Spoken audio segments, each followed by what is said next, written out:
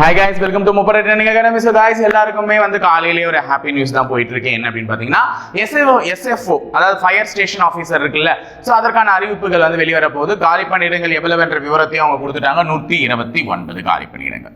ஓகேவா? சோ இதுல வந்து நிறைய பேருக்கான டவுட்ஸ் என்ன அப்படின்னு பாத்தீங்கன்னா, இந்த காலி பணியிடங்கள் ஏற்கனவே இருந்த SI-க்கான அதோட வருமா, இல்லைன்னா வந்து தனியா எக்ஸாம் வைப்பாங்களா, என்ன பண்ணுவாங்க, ஏது பண்ணுவாங்க, நிறைய பேர் கேட்டுட்டு இருந்தீங்க. ஆனா இந்த ஒரு லைனே உங்களுக்கு அது பதில் சொல்லிடுமே. 750 காலி பணியிடங்கள் சொல்லியிருக்கேன். என்ன சார் மேல 120 சம்பளத்துக்கு 750 சொல்றீங்கன்னா, SI-க்கான வேகன்சியோட கூட்டி தான் இந்த 750. ஏன்னா ஆல்ரெடி வந்து 621 வேகன்சி எது வந்திருந்தது, SI வந்திருந்தது. இப்ப 129 இது வந்திருக்கு. சோ எல்லாத்தையுமே கூட்டினீங்கன்னா உனக்கு என்ன வேகன்சி வருது, 750 காலி பணியிடங்கள். சோ ஆக மொத்தம் 750 காலி பணியிடங்களை கொண்ட ஒரு தேர்வு அறிவிக்கை தான் ஜூன் 1ஆம் தேதி முதல். இவங்க கரெக்டா பிளான் பண்ணி தான் ஜூன் 1 நாங்க வந்து அப்ளிகேஷன் ஸ்டார்ட் பண்றோம்னு சொன்னதுக்கு காரணம் என்ன, அந்த வேகன்சில இந்த மாதத்திலேயே வந்து உங்களுக்கு சஸ்பென்ஸ் வந்து இருக்கக்கூடிய கேண்டிடேட்ஸ் கொடுத்து உங்களை சந்தோஷத்துல ஆழ்த்தி உங்களை என்ன பண்ணலாம், வேலைக்கு அப்ளை பண்ணி வைக்கலாம் அப்படின்ற முடிவில் TNSRB போர்டு இறங்கி இருக்கு. ஸோ தெளிவா அந்த ஒரு paper cutting press news release பண்ணிருப்பாங்க. அந்த பிரஸ் நியூஸ்ல என்ன சொல்லியிருப்பாங்கன்னா, அறிவிக்கை தேதின்னு சொல்லிட்டு என்ன தேதி அவங்க மென்ஷன் பண்ணிருக்காங்கன்னா 5/5/2023 தான் மென்ஷன் பண்ணிருக்காங்க. நல்லா ஞாபகம் பண்ணுங்க, இந்த 5ஆம் தேதி என்ன வந்துச்சு, நம்ம SI-க்கான நோட்டிபிகேஷன் வந்துச்சு. அப்ப அறிவிக்கை தேதியை வந்து அதை மென்ஷன் பண்ணிருக்கிறதுனால அதோட தான் இந்த வேகன்சியும் சேர்க்க போறேன்றத அவங்க சொல்லிட்டாங்க. இதுதான் first decoding of that press event. Press ஈவென்ட்ல இருந்து முதல்ல நம்ம கண்டுபிடிச்ச தகவல் இதுதான். 5ஆம் தேதி அறிவிக்கை தேதின்னும் போது அந்த 5ஆம் தேதியில தான் இந்த நோட்டிபிகேஷனுக்கான அறிவிக்கையும் என்ன பண்ண போகுது, சேர போகுது. இதற்கு அடுத்ததா அவங்க என்ன சொல்லியிருக்காங்கன்னு பாத்தீங்கன்னா, கூடுதல் அறிவிக்கை தேதின்னு சொல்லிட்டு இன்றைய தேதியான இந்த தேதியை குறிப்பிட்டிருக்காங்க, 23/5/2023.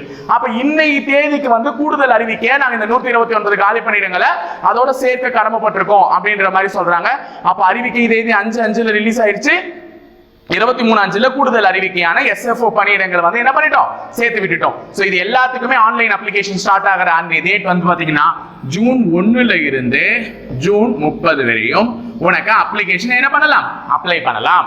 ஓகேவா? அப்ப SFO-க்கான காலி பணியிடங்கள் இதுல சேர்றதுன்றது உறுதியாயிடுத்து.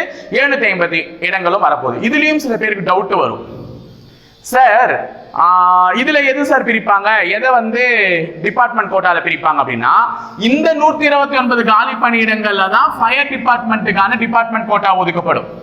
இந்த 621 காலி பணியிடங்கள்ல தான் போலீஸ் டிபார்ட்மெண்ட்டுக்கான டிபார்ட்மெண்ட் கோட்டா ஒதுக்கப்படும். ரெண்டுமே சேருது, தீயணைப்பு துறையும் சேருது, இதுவும் சேருது, காவல்துறையும் சேருது. ஆனாலும் சேர்ந்தாலுமே அவர்களுக்கு ஒதுக்கப்பட்ட அந்த வேகன்சியின் அடிப்படையில தான் என்ன இணக்கம், எது சேரணுமோ அது கண்டிப்பா சேரும். அதனால நீங்க என்ன பண்ண வேண்டாம், தாராளமா வந்து அப்ளை பண்றதுக்கான டேட்டா ஸ்டார்ட் பண்ணிடுங்க. ஜூன் 1ஆம் தேதி நமக்கு ஸ்டார்ட் ஆகுது.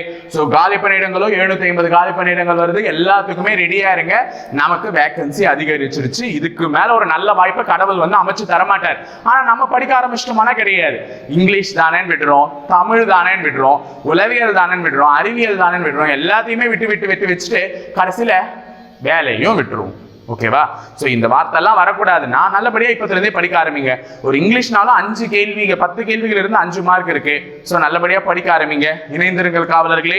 நம்ம வந்து ரொம்ப நெருக்கத்துல இருக்கோம். சோ இதுக்கு மேல நம்ம வந்து என்ன பண்ணணும், நம்மளுடைய வேலையை எளிமையாக்கிறதுக்காக நம்ம படிச்சே தீரணும். படிப்பு மட்டும்தான் நம்மளை காப்பாற்றி கூட்டிட்டு போகும். அதை மனசுல வச்சுக்கிட்டு படிக்க ஸ்டார்ட் பண்ணிடுங்க. இணைந்திருங்கள் காவலர்களே. தொடர்ந்து பயணிப்போம் முப்படை பயிற்சி மையத்துடன். நன்றி, வணக்கம்.